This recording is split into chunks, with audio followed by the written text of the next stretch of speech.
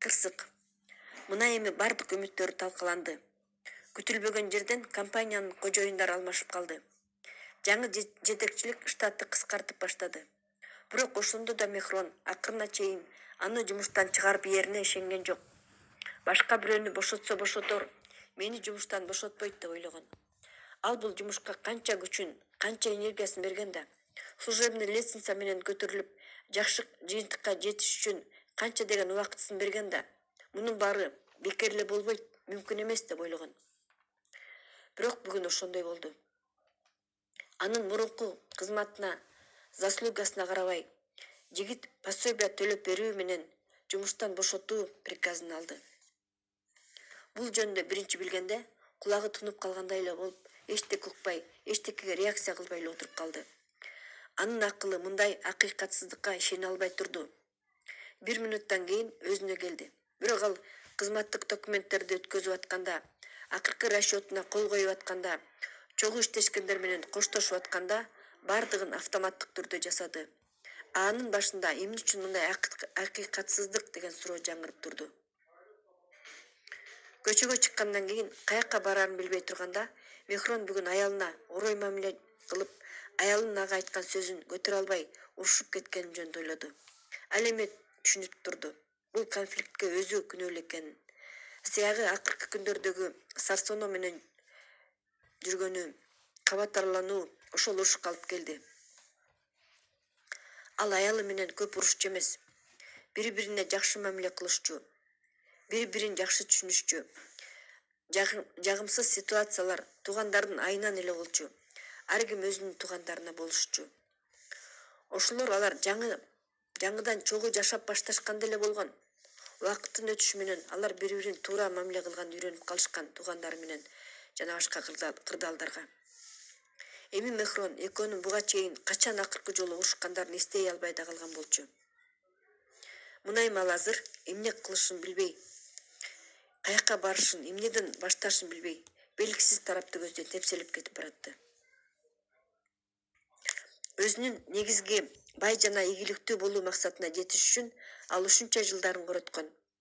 Жакшы жыйынтыкка жеткени кыялына жакындап калганда бир моментте баары талкаланып, кайрадан жашоонун башынан башташ керек болуп атат.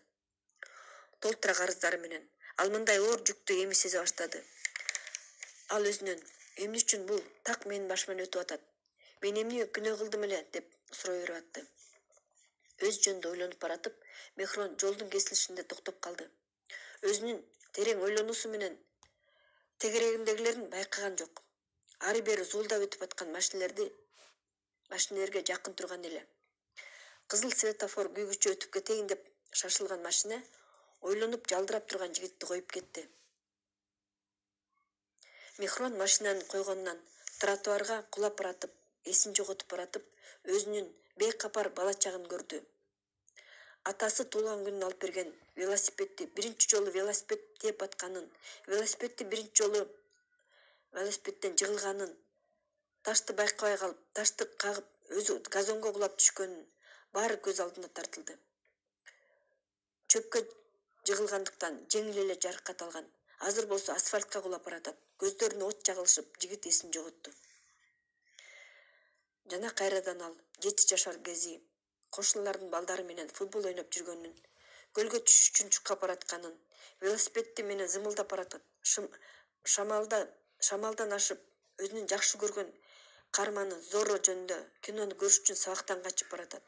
Өзүнүн кыйындыгын далилдеш үчүн кошуна көчөдөгү балдар менен согушуп атат. Жашоосун өзгөртүүчү кеңеш. Өзүнө келгенде Мехрон йодтун, хлорканын жана башка дарылардын жытын сезди. Больницада жатканын түшүнүп, көздөрүн ачканга шашылган жок. Оюн топтоп, эмне болгонун баарын эстегенге аракет кылып атты. Баарын эстеп, акыркы окуялардын биринин артынан бирин кандай болгонун эстеди. Жумуштан бошогонун, аялы менен урушуп кеткенин, сарсана болуп көчөдө баратып, абайлаганды дагы унутуп калганын эстеп, жигит көзүн ачты. Толтура ак түстөр, ак туба, ак потолок, медсестралардын ак халаты, анын больницада жатам деген оюн далилдеп атты. Жабыркоочу көзүн ачканын көрүп, бир медсестра анын жанына келди дагы, шыпырылып чүп бараткан одеялону оңдоп, кандай сезип калдыңыз деп акырын сурады. Бул суроо Мехронду өзүнүн сезимдерин кандай болуп атканын сезгенге түрткү берди. Башы ооруп атат, капталынан бирдемке сайгылап аткандай болуп жатты жана бүткүл денесиндеги алы жок болуп турганын сезди. Орто жаштагы, жагымдуу, көзүнө чоң ачкы тагынган врач киши келип, ал да ошол эле суроону берди. Ал жигиттин жообун угуп, жылмайып, сенин багың бар экен. Орчунду проблема жок. Жеңил сотрясение мозга жана азыраак жаракат эле алыптырсың. Ошондуктан бир жумадан кийин жакшы болуп каласың жана жумушуңа чыга берсең болот деди. Менин жумушум жок. Мени ошол машина коюп кеткен күнү жумуштан бошотуп салган деген жоопту укту. Бир канча мүнөт палатада жымжырт болуп унчукпай калышты. Ошондон кийин гана врач пациентти жайландырыш үчүн эчтеке эмес. Башка андан да жакшы жумуш таба аласың. Эң башкысы батыраак сакайып кет. Өзүңдү батыраак айыгып кеткенге настройка кыл. Жакшы нерселерди гана ойлон. Организмге стимул бер.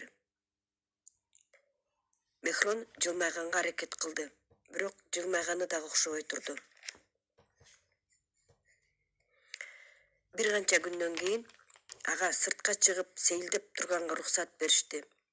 Ал скамейкада отурган жүзүн жазгы жылуу күндүн нуруна тосуп, тагдыры жөнүндө ойлонуп отурду.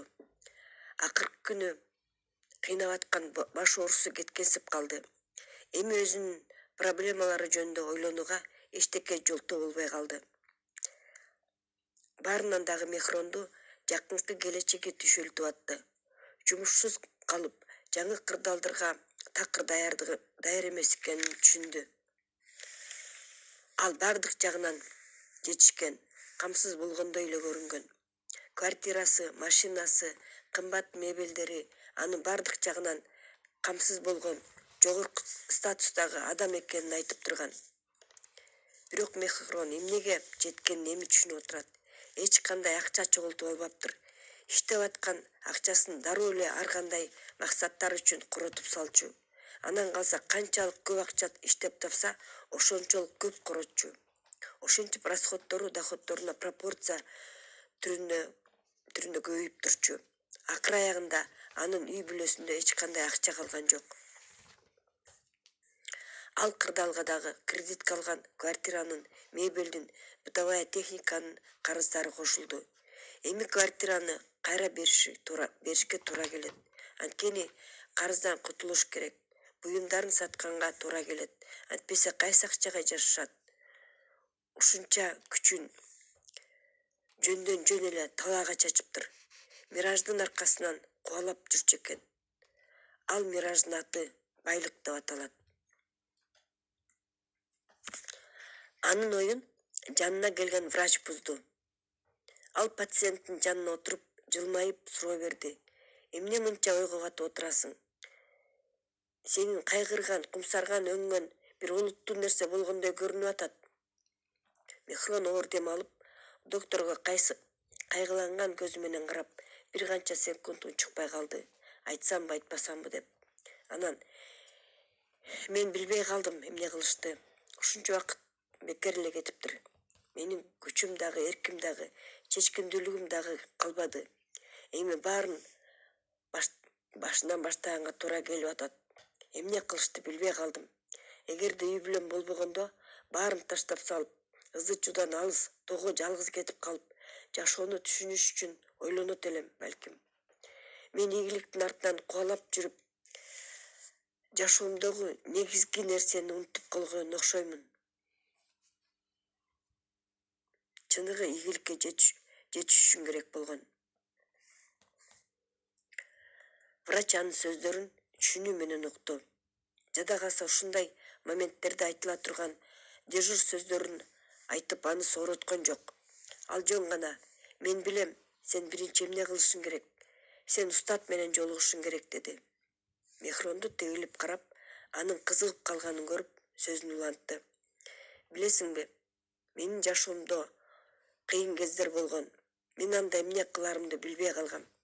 Менин эң жакын досумдун сатып кеткенинен мен жашоомдун маанисин жоготуп койгом. Материалдык байлыктан ажырап калуу эчтеке эмес. Аны кайра толтуруп алсаң болот.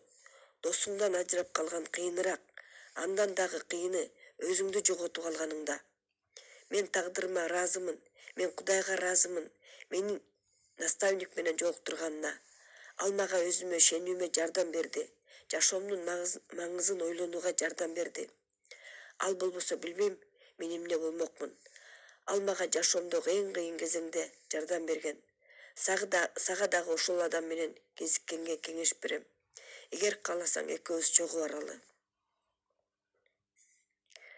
Мехрон ойлонуп калды. Сунуш албетте аны кызыктырып калды. Бирок күтүлбөгөн жерден болуп калды. Азыр ал эмне кылсам деп ойлонуп калды. Бир кезде атасынын эгерде эмне кылганды, каякка барганды билбей атсаң, акылманга бар деген сөзү эсине келди. Анан мейли барса барайын, мага азыр жакшы кеңешчи керек болуп атат, деп ойлоп, макулдугун билгизди. Бир канча күндөн кийин больницадан чыгып атып, ал врач менен эртең наставнигине чогуу барууну сүйлөштү. Устат менен кезигүү. Эртең менен Мехрон өзүнүн күмүш түстүү Мерседесин айдап үйдөн чыкты. Жолдон врачты салып алып, устат жашаган шаардын сыртындагы айылды көздөй жол тартышты. Мехрон мектептеги экзамен берчү окуучудай болуп толкунданып атканын сезди. Айылга жакындап калганда гана ал өзүн колуна алып тынчтанып калды. Борбордук көчө менен 2 квартал жүргөндөн кийин кичирээк көчөгө бурулушту. Көчөнүн аягында тоонун этегиндеги жемиш бактуу анча чоң эмес үйдүн жанына токтошту. Машинадан чыгып, Мехрон айылдагы таза абаны сезди. Көп машиналардан чыккан түтүндөрдөн булганган шаардан айырмаланып, бул жерде дем алган жеңил эле. Таза аба өзүнө чөптөрдүн, гүлдөрдүн, жемиштердин жытын сиңирип алган. Ушул бейиште бир канча күн жүрсөң эле организм шаардык жашоо образда пайда болгон зыяндуу шлактардан арылса болот, деп ойлоду Мехрон. Бирок эмне үчүн кайра эле ызычуу, дайыма шашылыш болуп жашаган шаарга тарта берет? Балким ошондой жашоо образга көнүп калган адат болуш керек. Дарбазадан ичке киришкенде ал тыккан кичирээк үйдү көрдү. Короонун баарына ар кандай гүлдөр отурулган экен. Бул жерде розалар, гвоздикалар, гладиолустар жана башка экзотикалык ага тааныш эмес гүлдөр өсүп турганын көрдү. Үйдүн артында суу агып турган арыгы бар көлөкөлүү бак бар экен. Клумбалардагы жыпар-жыттанып турган гүлдөргө 15 жашар өспүрүм суу куюп атыптыр. Ал сылык учурашып, устат жөнүндө суроого, устатты бакчадан табасыңар деп жооп берди. Алар үйдү айланып, жемиш бактуу бакчанын көлөкөсүнө келишти. Арыктын боюнда орто бойлуу жеңил панама кийип жана колунда кетмен кармаган 60-тарга чыгып калган киши сугарып аткан жерди көңүл коюп карап отурган экен. Келген адамдарды көрүп, ал жылмайып, кетменин алма бакка жөлөп, меймандарга тез басып келип учурашты. Врачка кайрылып, андан ден соолугу, жакындары, жумушу жөнүндө сурады. Жумшак токтоо үнү, бырыш баскан, жагымдуу жана түшүнүктүү көздөрү тез эле өзүнө тартып алат экен. Ал жоопторуна канааттанып, ал Мехронду карады жана врачтан аны менен тааныштыруусун өтүндү көзү менен. Бул менин пациентим болчу. Бул дагы мендей болуп, оор кырдаалга түшүп калыптыр. Бул дагы сиздин жардамыңызга, жакшы кеңешиңизге муктаж, деп врач аны тааныштырды. Мен жакшы адамга жардам бергенге кубанычтуумун деп, мурдагыдай эле жылмаюу менен жумшак сүйлөдү устат. Башында сүйлөшүү болбой эле Мехрондун монологу болду. Ал ойго батып, өзүнүн жашоосунун тарыхын айтып берди. Устат конткою угуп, Мехрондон эмнени кыялданарын сурады.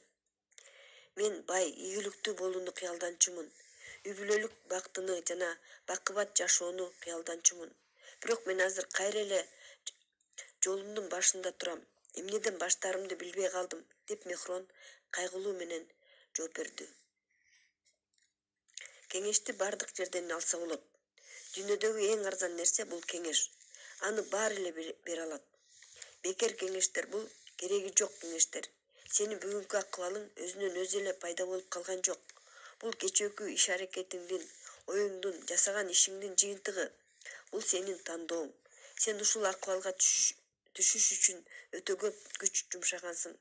Сен аны өзгөртүш үчүн эмне кылганга даярсың?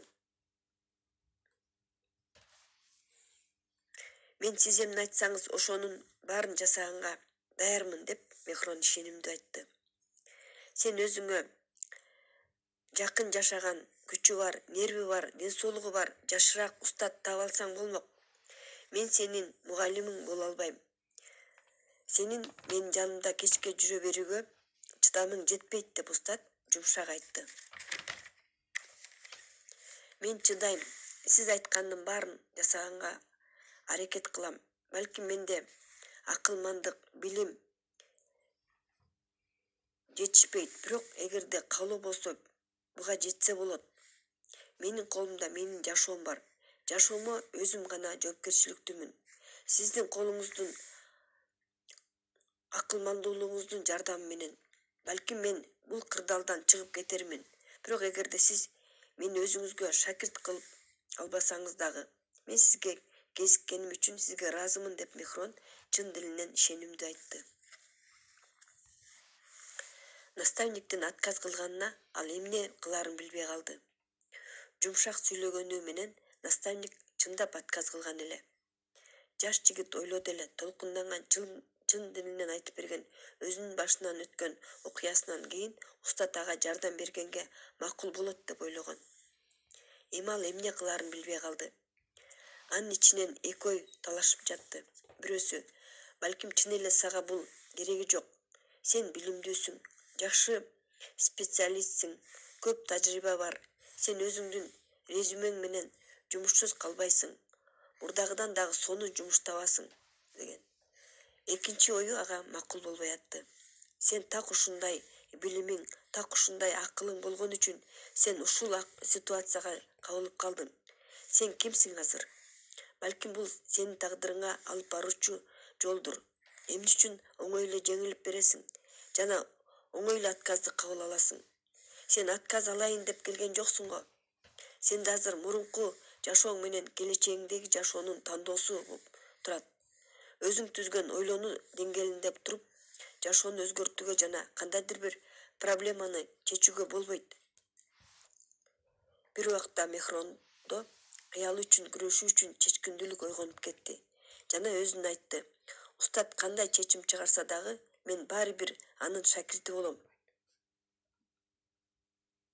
Мехрондун оюн окуп, ички абалын сезип калгансып, устат жымжырттыкты бузуп, Мехронду тамактар жайнаган столго чакырды. Буусу көтөрүлгөн даамдуу плов алып келишти. Биринчи тамакты жеп бүтө электе эле экинчи тамакты алып келишти. Колдо бышкан манты эле. Үстүнө приправалар себилген. Мехрон ачка элек боло элек болсо дагы, анын үстүнө пловдон кийин ал тоюп эле калган. Бирок ошентсе дагы даамдуу мантыдан баш тарта албай, мантыны дагы жеп баштады. Экинчи тамактан кийин үчүнчү тамакты цыпленок в табаке алып келгенде Мехрон таң калды. Эми ал ойлонуп калды. Жана башында бул сыйды ал бул үйдүн салты катары кабыл алып аткан болсо, эми бул кандайдыр бир сабак же сыноо экенин түшүндү. Устатты көңүл коюп карап, бул эмнени түшүндүрөрүн түшүнгүсү келди. Бирок карыянын акылдуу көздөрүнөн, токтоо үнүнөн, ишенимдүү кыймыл-аракетинен анын камкордугун эле окуй алды. Мехрон башка жей албасын түшүнүп турду. Эми ал Бул кырдаалда эмне кыларын кылышты билбей атты. Азыр ал эмне болсо дагы устат болом деген чечим чыгарып атты эле, бирок азыр эң жөнөкөй сыноодо алсыз болуп калды. Коноктун кабатырланып турганын көрүп, Мехрон тамактан же, мунун баары сага арналган. Сен жашсың, сага көп тамак жеш керек. Азыр шорпу алып келишет деди. Ушул сөздөрдөн кийин Мехрон бул сабак экенин түшүндү, бирок маанисин түшүнгөн жок. Табышмактын жандырмагын таба албай, ал устатка: "Сиз билдиңиз го, башка тамак жей албасымды. Эмнеге анан кайра эле тамак сунуштап атасыз? 4-үнчү тамак болуп кетти." Устат ушул эле суроону күтүп тургансып: "Сенин жакшы билимиң, кеңири эрудицияң бар эмеспи? Ар бир нерсеге сенин өзүңдүн көз карашың бар. Сеники туура экенине сен ишенесиң. Бул сенин кырдаалыңа окшош. Сен токсуң, сенин ашказаның толтура. Ошондой эле сенин мээң да болуп атат. Сенин мээң керектүү жана керексиз маалыматтарга, чечилген жана чечилбеген проблемаларга, көңүл калууларга, таарынычтарга жана жетишкендиктерге толгон. Эгерде сен азыр дагы тамак жесең, ден соолугуңа зыян келтирип алышы мүмкүн. Ошондой эле акылда. Эгерде менден окуп баштасаң, пайда болбой эле зыян болот сага. Сенин акылың аны көтөрө албайт." Устат эмне кыларын билбей калган Мехронду карады. Өзүнө мээрим менен карап атканын сезип, өзүн колго алып: "Өзүңүз айтыңызчы, мен эмне кылайын?" деп сурады. "Сен бош болушуң керек. Бүгүнкү күнгө чейин билгендериңдин баарын унут. Адам суусап турганда ал сууга умтулат. Ал аны таап алып, жөн гана ичет. Ошондо гана суу ага пайда алып келет. Ал ойлобойт да суу кайдан келди, ким алып келди деп жөн гана суусунун кандырат. Билимге умтулуп, шек санабастан, сын айтпастан, талкуулабастан билимди өзүңө сиңирип турган адам гана окуучу боло алат. Ошондо гана билим пайда алып келет. Эгерде сен өзүңдүн кыялыңа ишенсең жана жашооңду өзгөрткүң келсе гана мен сага жардам кылганга аракет кылам. Мурункуларды кайтарып ала албайсың, бирок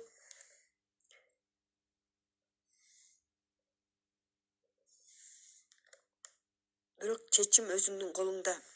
Эгерде сен өзүңдүн чечимиңе ишенимдүү болсоң, билим алуу үчүн 3 күндөн кийин кел. Жакындарыңа айт, 1 айга кетериңди. Өзүңө керектүү нерселерди эле алып ал", деди наставник. Кайра кайтып келатышканда, жолдо унчукпай келатышты. Мехрондун абалын түшүнгөн врач дагы суроо бербей, айнекте көрүнгөн пейзаждарга, жолго карап келатты. Мехрон болсо өзүнүн сезимдерин түшүнгөнгө аракет кылып атып, эми мурункуларды эстеп, өзүн аягысы келбей атканын ойлоду. Устаттын жанында токтоолукту, жайбаракаттыкты сезгенин, акыркы күндөрдө кыйнаган тынчсыздануулардан жоголуп калганын, карыянын позитивдүү энергия берип турганын эстеди. "Мен чечтим, мен сөзсүз окууга келем. Акыркы айда менде биринчи жолу үмүт пайда болду жана менде күч пайда болуп атканын сезип атам", деп ойлоду Мехрон.